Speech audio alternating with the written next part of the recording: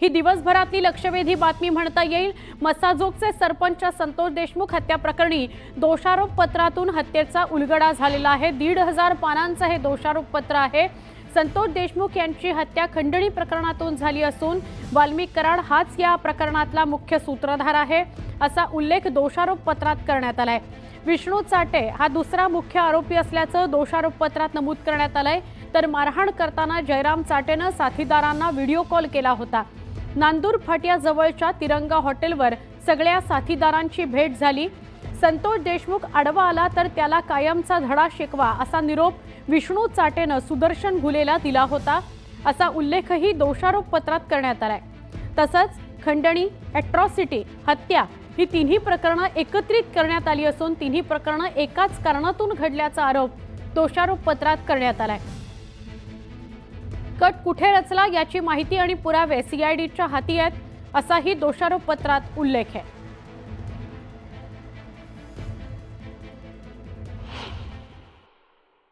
नाही, आम्ही जे सांगत होतो खंडणी आणि खुनातले सगळे आरोपी एकच आहेत ते जे तपासात सिद्ध झालेलं आहे तीच फक्त माहिती समोर आलेली आहे आणि तीच खरी आहे। जे PCR झाले, जे MCR झाले त्याच्यातून ही माहिती समोर आलेली आहे। म्हणजे जे पहिला आरोपी ते शेवटचा आरोपी, मग सुरुवातीचे आरोपी कोण, मुख्य आरोपी कोण, यांनी ज्या भूमिका मांडल्या, ह्यांनी जे जाळं पसरवलेलं होतं त्याच्यातून ते सिद्ध झालेलं आहे। आणि आम्ही देखील तेच म्हणत आहोत की हेच सगळे मुख्य सूत्रधार आहेत आणि त्या सूत्रधाराच्या संघटित गुन्हेगारीतूनच हा आमच्या भावाचा खून झालेला आहे। अर्थातच या सगळ्या प्रक्रियेमध्ये कोणीतरी मोठं त्यांच्या मागे असल्याशिवाय एवढा अंधाधुंद कारभार चालेल कसा एखाद्या जिल्ह्यामध्ये। आणि हे दुर्दैव आहे की या कुटुंबाला एवढी मोठी किंमत मोजावी लागली आणि इतके 70-75 दिवस झाले असले तरी अजून एक कृष्णा आंधळे फरारच आहे। मग तो फरार आहे तरी कुठे, सापडत कसा नाही? आणि मग राज्यात नसेल तर परराज्यात आहे का? मग होम मिनिस्ट्रीला कॉन्टॅक्ट केले का या सरकारने, की दिल्लीला कॉन्टॅक्ट केले का, होम सेक्रेटरीना कॉन्टॅक्ट केले? एक 7वा खुनी असा 70-75 दिवस हा फरार असू कसा शकतो? दरम्यान या प्रकरणामध्ये आणखी तपास करण्याची गरज असून डॉक्टर वायबसेचीही चौकशी झाली पाहिजे अशी मागणी आमदार सुरेश धस यांनी केली। त्याचबरोबर धनंजय मुंडेंनी कृषी मंत्रीपद भाड्यानं दिलं होतं। कराड मुंडेचं कनेक्शन म्हणजे एकाच नाण्याच्या दोन बाजू। तपासात पुढे आकाच्या आकाचंही नाव येईल असं धस यांनी म्हटलंय। तर अजित पवारांनी धनंजय मुंडेंचा राजीनामा घ्यावा अशीही मागणी आता सुरेश धस यांनी केली आहे। तर पंकजा मुंडेंनीही या प्रकरणी बोलायला हवं असंही सुरेश धस म्हणाले। हो, मग आता ते अजितदादा स्वतः म्हणतात नैतिकतेचा हे करून राजीनामा द्यायला पाहिजे। मग आता हे काम अजितदादांचं आहे, त्यांचा पटकन राजीनामा घेतला पाहिजे किंवा त्यांना पदापासून दूर केलं पाहिजे किंवा बिन खात्याचा मंत्री तरी करा ना। बिन खात्याचा मंत्री करा, कोणत्याही खात्याचा मंत्री ठेवू नका। आणि एकदा काय हे सगळं क्लिअर झालं, या लोकांना फाशी झाली, आकाला आणि ह्यांना, तुमचा काही संबंध नसेल तर चार्ज घेऊन टाका। माझं म्हणणं, राजीनामा नाही दिला तरी बिन खात्याचं मंत्री करता येतं ना, अजितदादांनी तेवढंच करावं।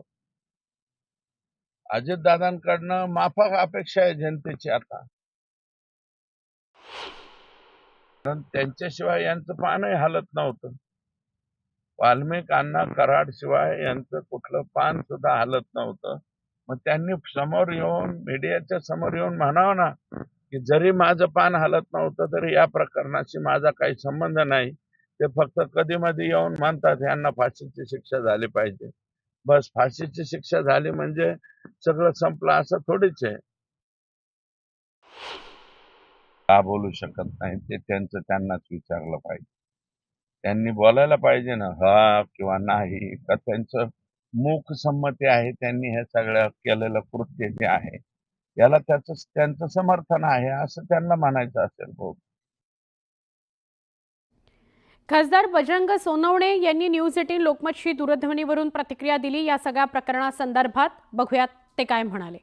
बघा, ही जी घटना आमच्यासाठी खूप म्हणजे धक्कादायक घटना होती। ही 9 तारखेला ज्यावेळेस उघडकीस आली, त्यांचं किडनॅपिंग झालं आणि मर्डर झाला, त्याच्या दुसऱ्या क्षणाला म्हणजे दुसऱ्या तासात मी दिल्लीवरून ही बाईट दिलेलं आणि त्या बाईटमध्ये सुद्धा मी म्हणलं याचा मास्टर माइंड त्याला शिक्षा झाली पाहिजे. प्रत्येक मुद्दे मी बाईट बोलताना बोलतो आणि त्याच्याप्रमाणे हे सगळे लिंकअप आता सगळे एक लिंक जुळलेले आहेत. कारण मी बऱ्याच वेळेस म्हणलेलो की ही गुन्हा सगळा एक खंडनीय असेल, अॅट्रॉसिटी असेल आणि तुमचं मर्डर असेल, हे सर्व गुन्हे एकच आहेत आणि करणारा एकच आहे. हा मास्टर माइंड कोण आहे तर त्याला मास्टर माइंड म्हणून डिक्लेअर केला, आरोपी नंबर 1 केला. पण माझं म्हणणं आहे की ह्याचं एवढ्यावर नाहीये.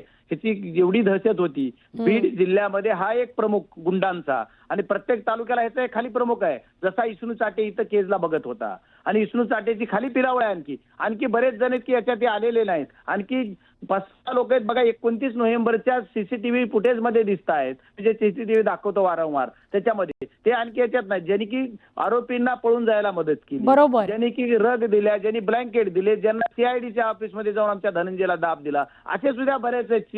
आणखी बरेच काही आहेत चाऊमेव करून सगळेजण इकडे इकडे पळायलेत, तर ते पण याच्यामध्ये आहेत. यांना सुद्धा सहआरोपी झाले पाहिजे. अगदी बरोबर. यांच्यावर सुद्धा वेगळा गुन्हा झाला पाहिजे.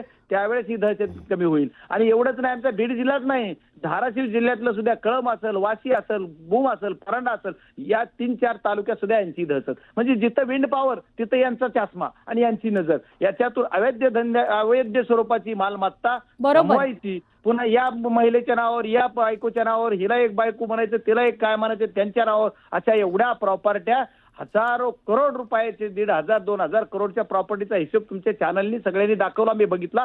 एवढी प्रॉपर्टी आली कुठून याची चौकशी आणखी सुद्धा ईडीला करत म्हणजे तुम्ही म्हणता यंत्रणांमधले किंवा त्याला वाचवणारे जे कोणी असतील ते सगळे सहारोपी झाले पाहिजेत. त्याच्या पुढे जाऊन बजरंगजी, मला एक प्रश्न विचारायचा आहे. अनेकदा असं ऐकायला मिळतं की नेते मंडळी जी आहेत, मंत्री संत्री जे आहेत, त्यांचे अनैतिक अवैध धंदे सांभाळण्याकरता कुणीतरी असा एक पाळून ठेवलेला असतो, सांभाळून ठेवलेला असतो आणि त्याला वाचवण्याचे प्रयत्न होतात. मग जर नेत्यांमधलं म्हणजे त्याच्या मागे जर राजकीय वरसदस्त कुणाचं असेल तर त्यांच्यावर सुद्धा कारवाई व्हायला हवी असं वाटतं का? बघा, आपण जेवढ्या दिवसात तुम्ही आता समाजकारणात, राजकारणात किंवा कुठल्या एखाद्या क्षेत्रामध्ये किंवा आपण या जगात आपल्याला जेव्हा कळतंय तेव्हापासून आपल्या महाराष्ट्राच्या परिस्थितीवर बोलायचं जर झालं तर राजकीय एवढा आशीर्वाद असल्याशिवाय एवढा गुंड मोठा होऊ शकत नाही. सामाजिक कार्यकर्त्या अंजली दमानिया यांनी सुद्धा दूरध्वनीवरून प्रतिक्रिया दिली, तीही ऐकूयात. तर पहिलं महत्वाचं पाऊल असं आहे की खंडणी, अॅट्रॉसिटी आणि खून एक्झॅक्टली तिन्ही एकत्र करणं हे सगळ्यात महत्वाचं होतं. कारण एकतर हे वेगळं कधीच नव्हतं. बरोबर. ते राजकीय दबावामुळे ते वेगळं केलं गेलं होतं असा माझा थेट आरोप आहे.